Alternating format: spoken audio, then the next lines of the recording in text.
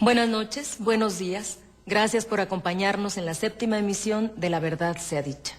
México es un país de leyes, pero sin justicia. Por eso hoy hablaremos de los delincuentes de cuello blanco. Esos siniestros personajes que pululan por las élites, cuyas historias muestran la complicidad que existe entre el poder político y el económico, para robar y desfalcar el erario público o para apropiarse ilegalmente del patrimonio nacional. Todos sabemos que hay funcionarios y empresarios o banqueros que son amigos y socios, que cometen delitos, que hacen de las suyas y que casi nunca son castigados. Eso se llama impunidad y es una de las principales lacras de nuestro país. ¿Quién no ha escuchado nombres como El Divino, Cabal Peniche, recientemente Francisco Gil Díaz, Marta Sagún y sus hijos, Diego Fernández de Ceballos y muchos más? ¿Quién no se indigna con su cinismo cuando se exhiben como ejemplos del éxito y de la moral pública? Se saben protegidos por el gobierno en turno. Esa es la utilidad práctica del fraude electoral. Cubrirse las espaldas entre ellos y promover rescates financieros a sus negocios con el dinero de todos nosotros. México es el paraíso de la impunidad, pues rara vez se castiga a los grandes delincuentes y menos aún a los banqueros, empresarios y financieros que cometen algún delito. Los delincuentes de cuello blanco son hombres ricos y famosos, viven a todo lujo y son amigos o socios de altos funcionarios públicos. Estos empresarios han llegado a adquirir empresas del gobierno, como adquirieron en algún momento los bancos, ingenios, carreteras, y al poco tiempo han sido rescatados con la consecuente deuda para los mexicanos. Ellos pueden comprar autoridades, jueces y legisladores, y aunque se documentan sus ilícitos, es muy difícil que se les juzgue. En los últimos años han proliferado las historias de fraude y saqueos al patrimonio nacional. El mayor quebranto financiero al país ha sido el FOBAPROA, que convirtió deuda privada en deuda pública. A pesar de que en 1995 se generó un quebranto bancario que estamos pagando todavía ahora los mexicanos y que van a pagar muchas generaciones de mexicanos, no hay un solo funcionario público en la cárcel por actos de omisión o actos de negligencia o actos de corrupción en el rescate bancario. Aunque el auditor canadiense que revisó las operaciones del FOBAPROA concluyó que 20 grupos económicos causaron un quebranto a la nación por cerca de $20,000 millones.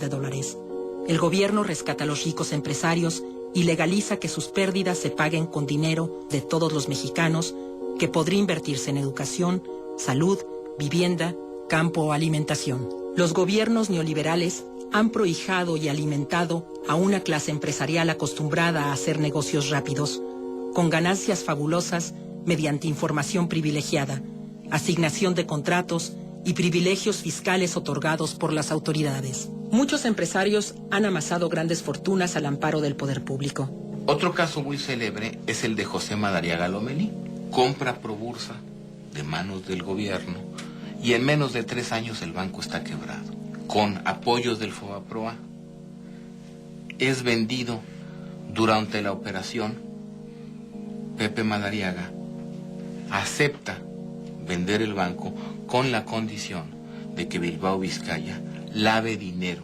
Este dinero proveniente de actividades ilícitas eran sobornos que había tenido con varias entidades públicas.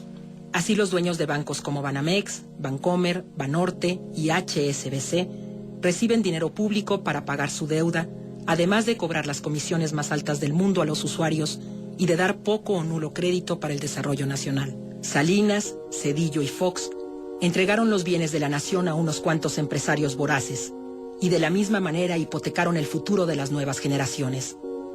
Ese solo hecho sería motivo suficiente para juzgarlos por traición a la patria. Se ha venido gestando durante los últimos años pues una colusión entre empresarios financieros y funcionarios públicos, y lo que es peor, ya no solamente es esta colusión, sino es una simbiosis, porque a veces son funcionarios públicos, a veces tienen cargos en el sector financiero. Hay muchos funcionarios que son responsables de negocios fraudulentos y de políticas que solo han beneficiado a los hombres más ricos de México y a empresas extranjeras.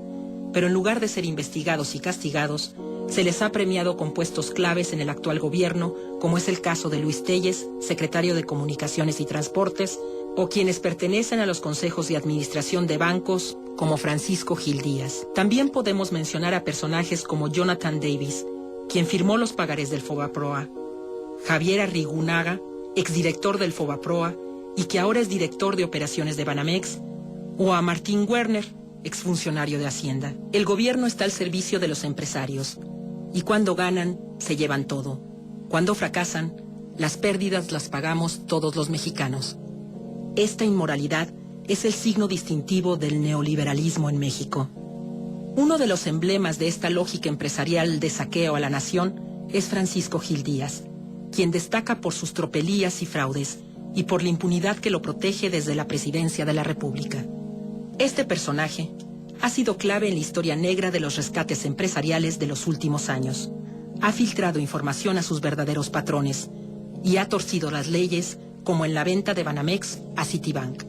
El señor Gil Díaz se ha destacado por otorgar concesiones a un tío, a su prima hermana, a un cuñado y a un hermano para operar agencias aduanales que controlaba su propia oficina mientras se desempeñaba como subsecretario de Ingresos en el gobierno de Carlos Salinas. Después fungió como director de Avantel, cuyo dueño es Roberto Hernández, también propietario de Banamex.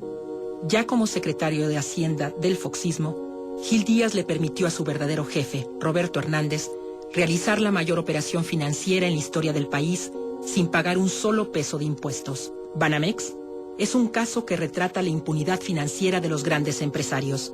A principios de los años 90, el banco con finanzas sanas fue adquirido por Roberto Hernández.